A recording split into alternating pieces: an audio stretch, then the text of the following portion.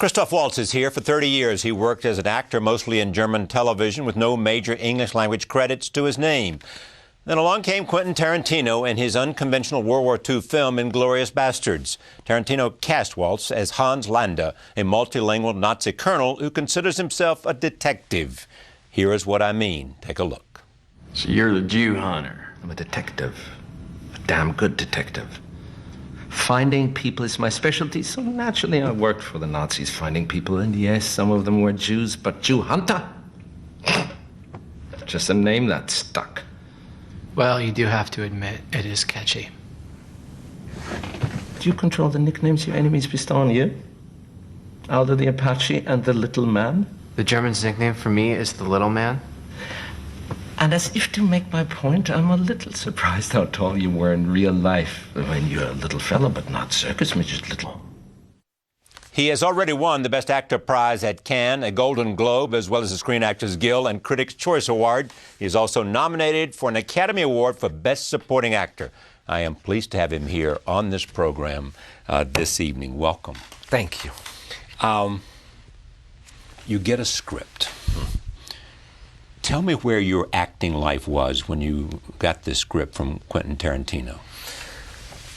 Yeah, you know, for the region, it was satisfyingly okay. For me as a person, it was frustratingly not okay. Meaning that you know, Germany is very much of or the German-speaking area. If you look outside the theater, because, you know, theater is really still very alive, and every bigger town has a subsidized theater. So I did theater for many, many years. In terms of movies, it's somewhat limited. So most of it is television. So not really all the time the most inspired television as such. So you know, you get reach a certain limit in terms of what you can sink your teeth in, and from then on it becomes a little tough. How did you come to the attention of one of America's most prominent directors? Yeah, that's a mystery. It is a mystery? In a way. I mean, it was, there's a casting director in Berlin, Simone Beer, and she does most of the international productions there. And she just got people together for Quentin to meet.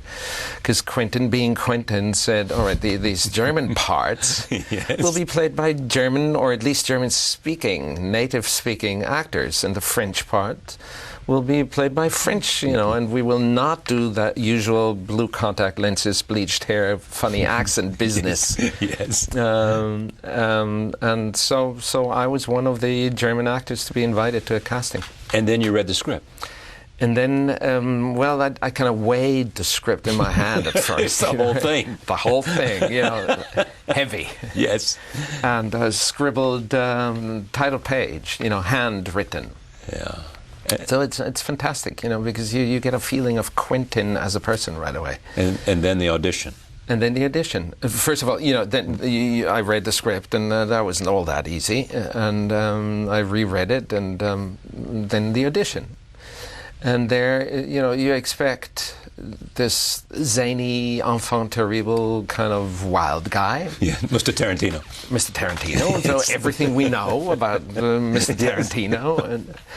And you get in the room, and there's this refined gentleman, immensely polite, and he asks you to sit down and converses, you know, funnily inspired, and then asks whether you would mind to read.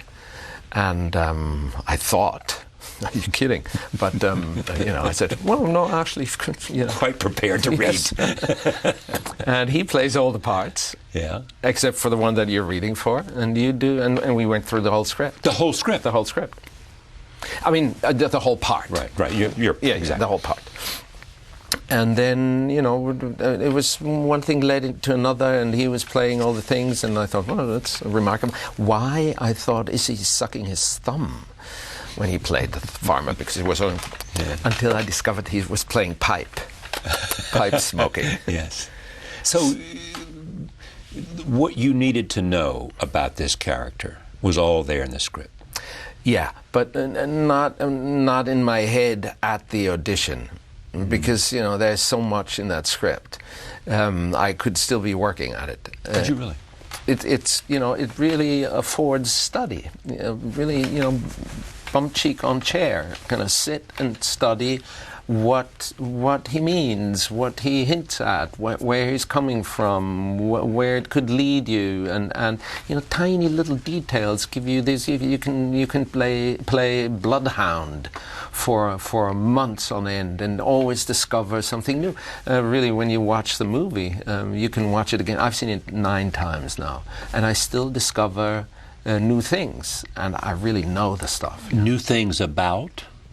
New things about, another level, another possibility, another facet, another twist, another thought, another inspiration, something that has escaped your attention before. And you can do that with all his movies. What is it that you think you were able to accomplish in this performance? I think my accomplishment could possibly, I don't know. I just want you to help me understand. This is not for you to toot your horn. Yeah, no. But I think I was really, really interested in what's behind the lines. There is so much in this person's mind, and he gets so much of it onto the page. I was just interested in finding out. So what was in Quentin Tarantino's mind? Well, the thing about language, for example. This guy speaks several languages. Okay, there are a few people in this world who speak several languages. There's like you. No, well, it's not such an accomplishment, really. But what does it mean to speak a language, and to what aim and what goals does a person employ the usage of language, and on what level does he communicate? Is it just verbalization of quotidian, necessities, or is he actually using language to put ideas into other people's minds? Is language like something that creates reality, or is language something that adapts to a reality? And I think Quentin, being a poet, yes, uses language to create. So this character does the same thing.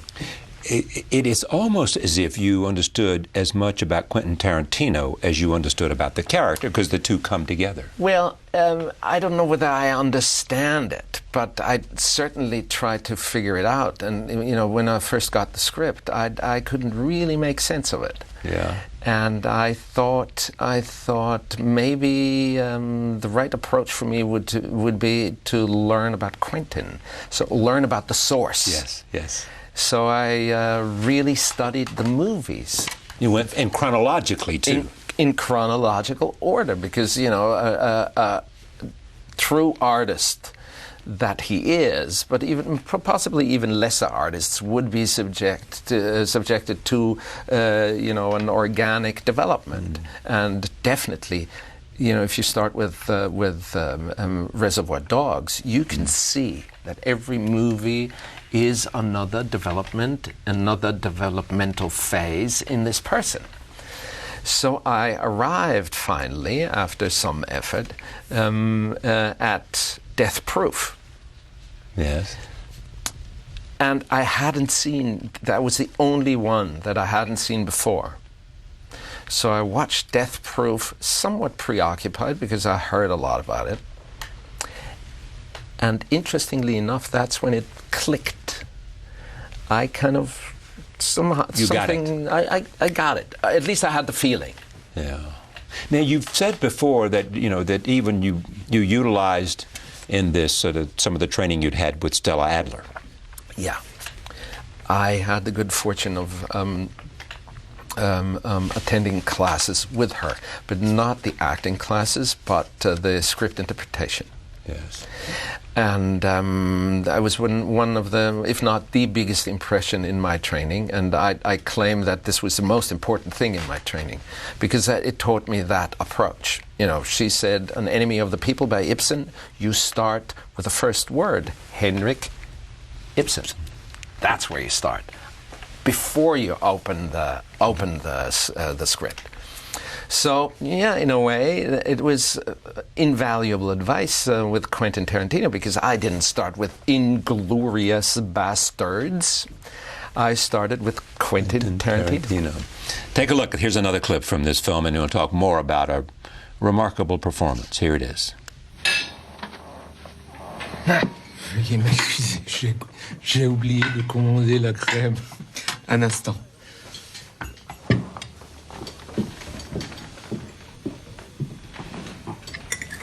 Attendez la crème.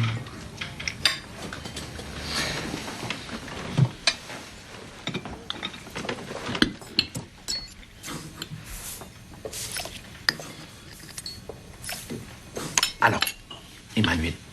Puis-je vous appeler Emmanuel? Oui. Et donc, Emmanuel, expliquez-moi, comment se fait-il qu'une jeune femme comme vous en arrive à posséder un cinéma?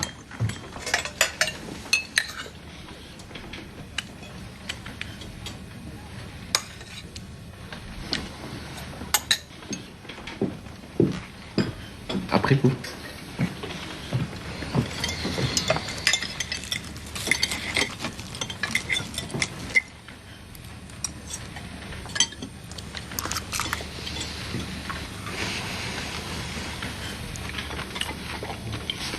Verdict. Comme je disais, pas si mauvais.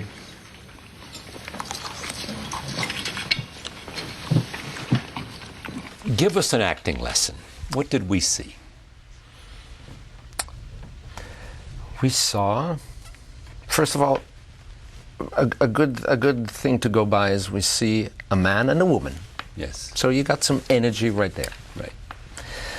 We see a slightly older man and a slightly younger woman. So that gives that energy already a certain spin. Right. Knowing what was going on before, we know as an audience right. that he knows something. Yeah. We know that she fears something. So there's tension. We know the power, the proportions of power. We know that he is the powerful one, and she might end up being a victim. She's not a victim yet. Are we about to witness a victimization? Are we about to witness, exercise of power? Well, we expect it, given the uniform and given her, appearance. Yeah. Given the geographical circumstances. Yet that expectation does not materialize. It's sort of a social exchange, like, a gentleman and a lady in a cafe. So there's already, like a heap of stuff to work on as an actor. Here is what Quentin Tarantino has said. If you had not accepted the role, he would have given serious thought as to what to do about the film. Because it's such a central role. He had a huge star in Brad Pitt and others. But the protagonist, the tension, somebody said great conflict is two characters. Well, I can only say that's up to him to say. Fair enough. Nothing that I could possibly. So what did you comment learn on. from this? From this, I learned that everything was learning. I learned, first of all, I relearned the enthusiasm and I hesitate to say it, but why should I hesitate? Love for my craft. Exactly right. Speak to that, because I know that's the best thing. And what do you mean? I mean, you cannot do this without, as Ray Bradbury put it, zest and gusto. Yeah. And that you can learn from Quentin. I was always trying to proceed with conviction, But conviction alone, my conviction very often took me, the wrong direction, sideways. Quentin's conviction is forward, but the zest and the gusto and the curiosity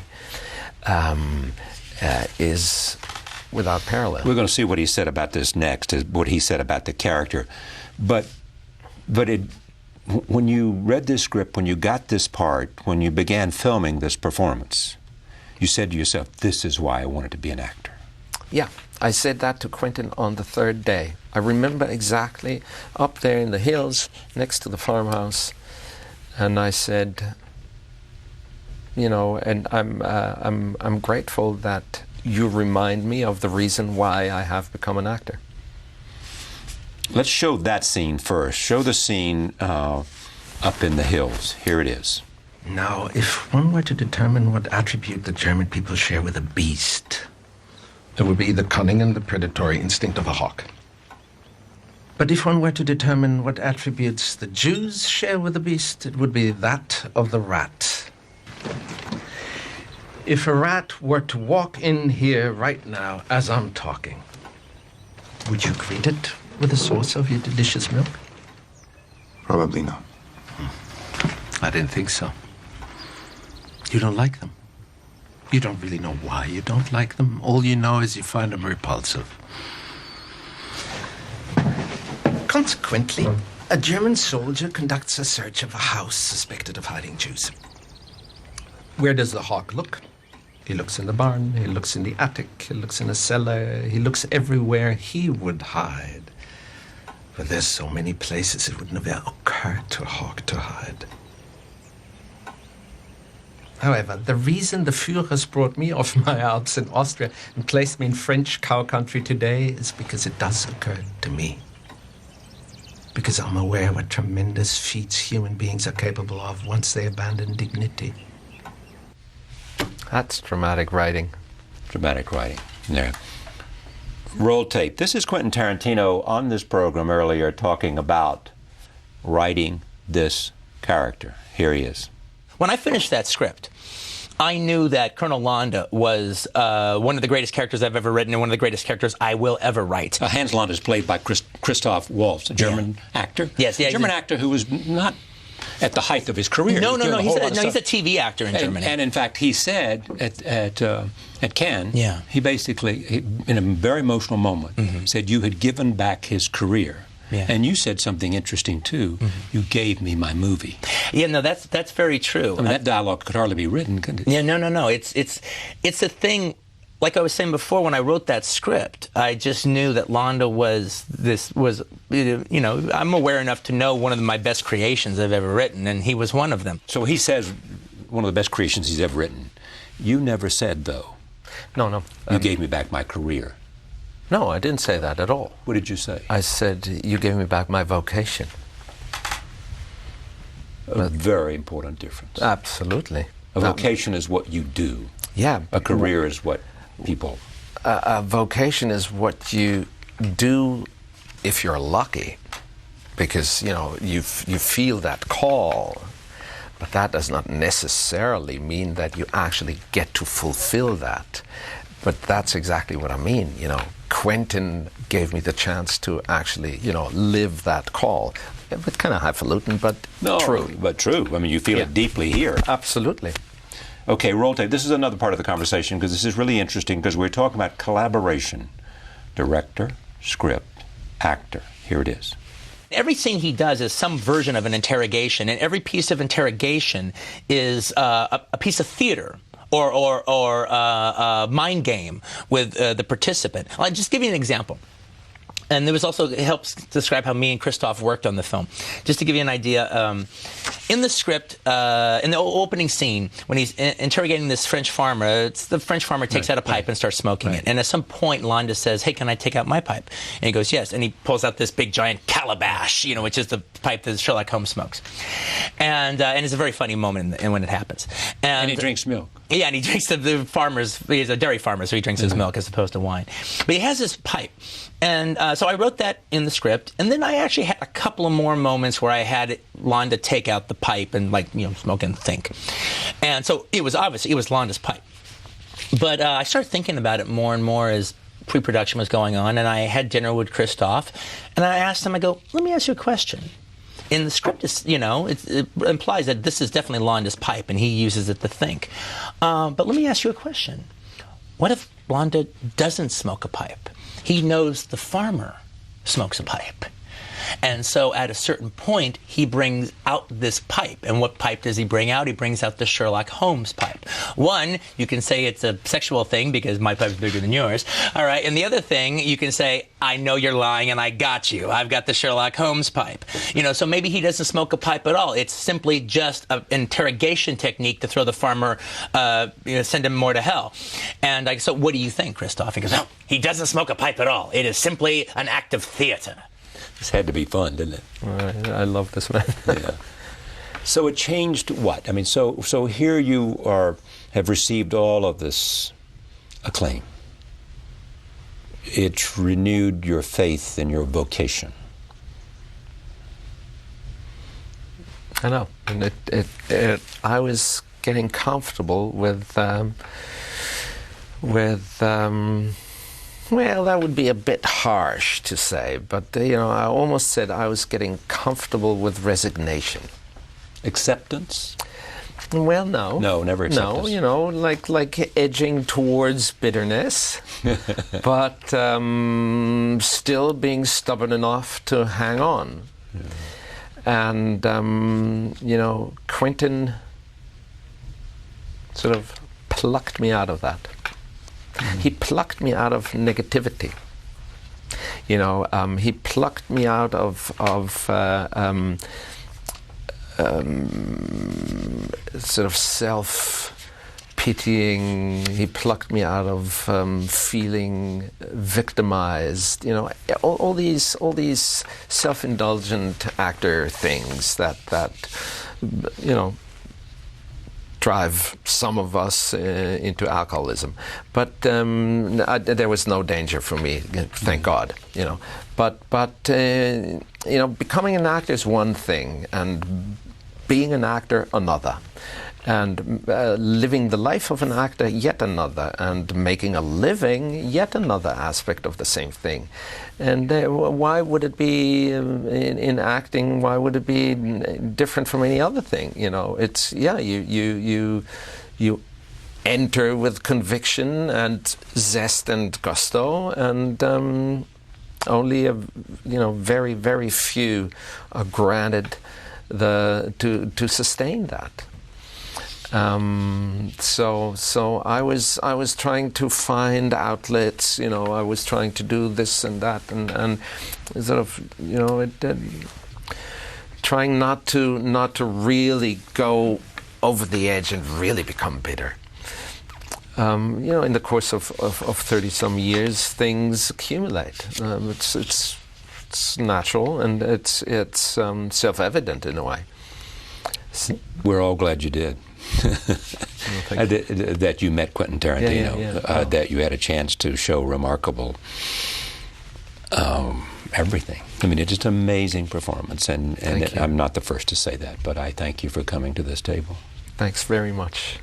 Christoph Waltz, nominated for Best Supporting Actor for his performance in Inglorious Bastards. Thank you for joining us. See you next time.